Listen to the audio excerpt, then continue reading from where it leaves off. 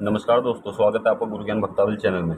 देखिए, कई भाइयों के कमेंट आते हैं कि हमारे ऊपर सवारी आती है, लेकिन ये नहीं पता कि किसकी सवारी आती है। तो मैं आज आपको वही चीज़ बताऊंगा कि अगर आपके ऊपर किसी भी देवी देवता की सवारी आती है तो उसका किस तरीके से पता कर सकते हो कि कौन से देवी देवता की सवारी है और कौन से देवी देवता की नहीं सवारी है ये।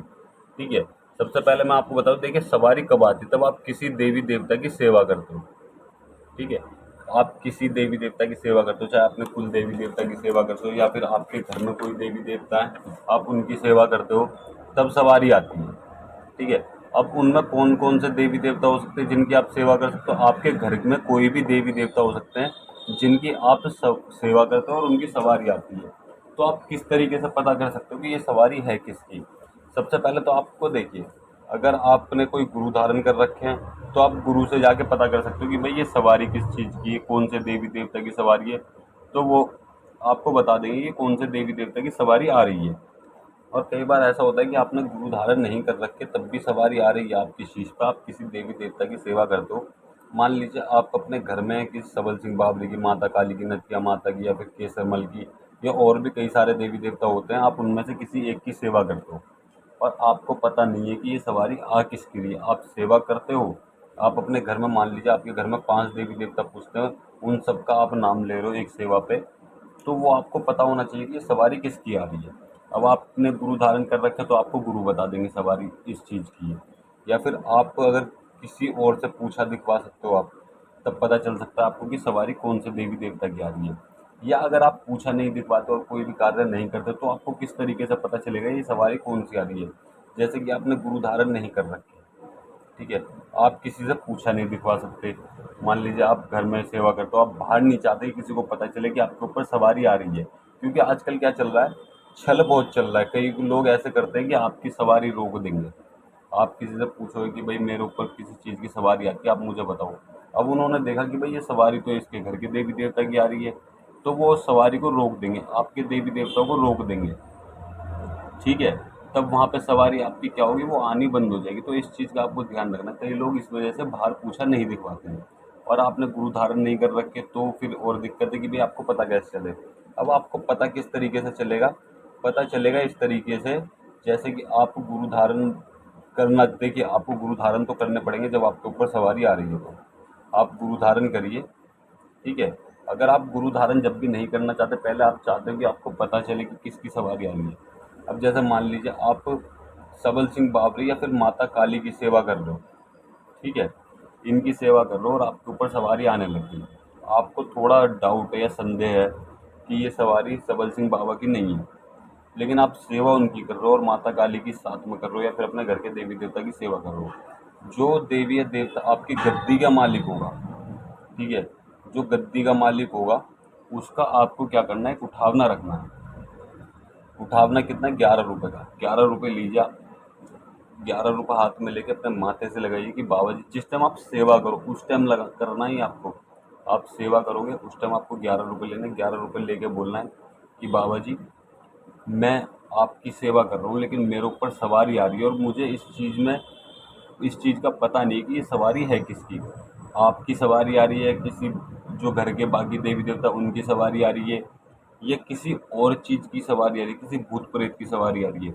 तो बाबा जी आप इतनी कृपा करो कि मुझे बताओ ये सवारी है किस चीज़ की। ये सवारी अगर मेरे कुल देवी देवता की है या फिर आपकी है या फिर किसी और देवी देवता की, तो मुझे वो बताओ। किसी भूत प्रेत की सवारी तो मुझे वो बताओ। ठीक है। और फिर आपको 11 रुपये के लिए क्या बोलना है कि 11 रुपये का मैं आपको प्रसाद चढ़ाऊंगा जो भी मेरे से बनेगा। आप कढ़ाई बोतल बोल सकते हो, अगर सात्विक पूजते हैं आपके घर में देवी देवता, तो आप कोई भी भोग प्रसाद बोल सकते हो, लेकिन आपको भोग प्रसाद बोलना पड़ेगा। तो आप इस तरीके से देवी देवता से भोग प्रसाद के लिए बोलिए और भोग उसको माथे से लगा के आपको करना क्या है, उसे थान पे रख दीजिएगा उस समय। तो जब आप सोने जाओ, माथा टेक के वो 11 रुपये लेना, अपने तकिए के नीचे रखना, जहाँ भी आप सो तकिए के नीचे रखना और सो जाना। ठीक है। आपको सपने के माध्यम से पता चल जाएगा कि आपके ऊपर सवारी किस चीज़ की आ रही है। हो सकता है एक दिन में पता ना चले। उसमें देखिए आपको रोज़ करनी है ये चीज़, मतलब कि एक ही 11 रुपये रखना, रोज़ उठावना नहीं रखना आपको। और एक ही दिन आपको सिराने के नीचे, मतलब कि सर के नीचे एक ही दिन वो 11 रुपये रखना है। अगले दिन उठा के उनको स्थान पे रख देना, जहाँ भी आपने देवी देवता का स्थान बना रखा है वहाँ पे रख देना। और फिर डेली आपको जब आप सो उस समय पे आपको याद करके सोना है कि बाबा जी मुझे बताओ ये किस देवी या देवता की सवारी आ रही है, किस भूत प्रेत की सवारी आ रही है, किसकी सवारी आ रही है। आपको सपने में 1 से 2 दिन के अंदर अंदर पता चल जाएगा किसकी सवारी आ रही है। कई बार ऐसा होता है 1 से 2 दिन से भी ऊपर टाइम लग जाता है, 5 या 7 दिन लग जाते हैं। तो आपको पता चल जाएगा 1 हफ्ते के अंदर अंदर। मेन बात ये है 1 हफ्ते के अंदर अंदर आपको पता चल जाएगा ये सवारी आ किस चीज़ की रही है। आपके ऊपर देवी देवता की सवारी है, या फिर देव भूत प्रेत की सवारी है, माता काली की सवारी, सबल सिंह की सवारी है, या फिर आपके घर में जो भी देवी देवता पूजते हैं उनकी सवारी है, या आपके घर में जो दिक्कत थी। कई बार ऐसा होता है अगर आपके घर में कोई भूत प्रेत की दिक्कत है और आप देवी देवता की सवारी करते हो, मतलब कि सेवा करते हो, तो वो जो आप देवी देवता की सेवा करोगे तो वो उस भूत प्रेत को आगे फेंकते हैं कि ये चीज़ है। तो आपको लगेगा कि ये देवी देवता की सवारी है, तो वो देवी देवता की सवारी नहीं होती। तो आप इस तरीके से पता कर सकते हो 1 हफ्ते के अंदर अंदर। 1 हफ्ता तो लगता नहीं है जल्दी से, 2-4 दिन में ही पता चल जाता है। कई बार तो ऐसा होता है कि पहले दिन ही पता चल जाता है। ठीक है, तो आप ये चीज़ ज़रूर करके देखिएगा, आपको पता चल जाएगा, 100% पता चल जाएगा कि आपको किस तरीके की सवारी आ रही है, किसकी सवारी आ रही है, क्यों आ रही है।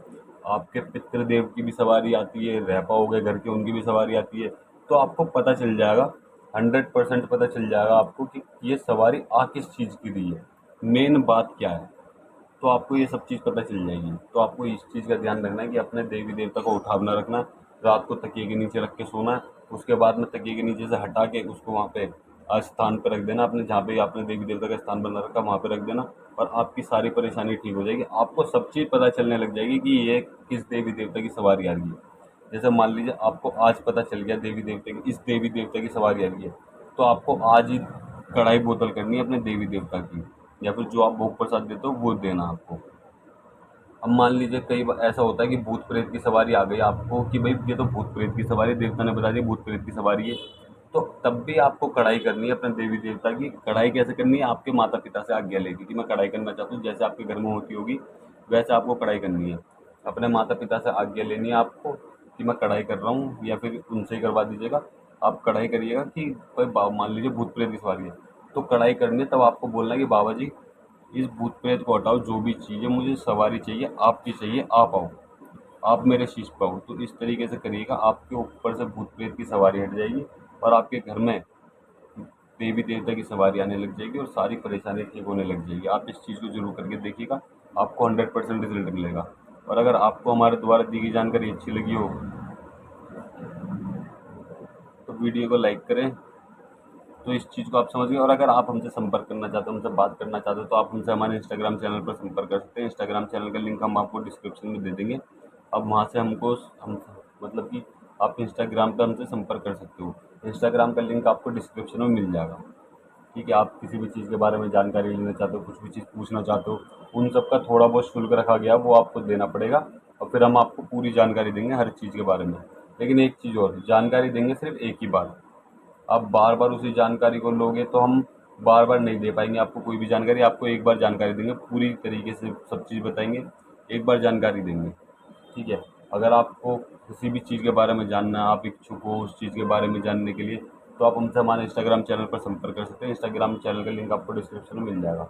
और अगर आपको हमारे द्वारा दी गई जानकारी अच्छी लगी हो तो वीडियो को लाइक करें, चैनल को सब्सक्राइब करें और बेल आइकन जरूर दबाएं, ताकि हमारे द्वारा दी गई जानकारी आप तक समय पर पहुंच सके।